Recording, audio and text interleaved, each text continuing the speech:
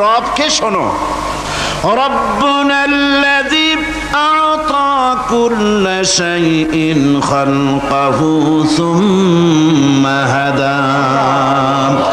রব হচ্ছেন সেই, আমার প্রভু হচ্ছেন তিনি, যিনি সমস্ত সৃষ্টিকে, সমস্ত মাখলুকাতকে যিনি সৃষ্টি করেছেন, আর সৃষ্টি করার পর তার চলার জন্য পথ তৈরি করে দিয়েছেন। তিনি হচ্ছেন আল্লাহ পাক, যিনি সৃষ্টি করেন আর পথের দিশা দেন। তিনি হচ্ছেন আল্লাহ পাক, তিনি হচ্ছেন রব। শুধু বানান না, বানাবার পরে তার প্রয়োজনটাও মিটায় দেন। আল্লাহ পাক সেই আল্লাহ বলছেন, খালাকাল ইনসানা আল্লামাহুল বায়ান। তিনি মানুষ সৃষ্টি করেছেন। আমি সম্ভবত দ্বিতীয় দিনে আপনাদেরকে বলেছিলাম,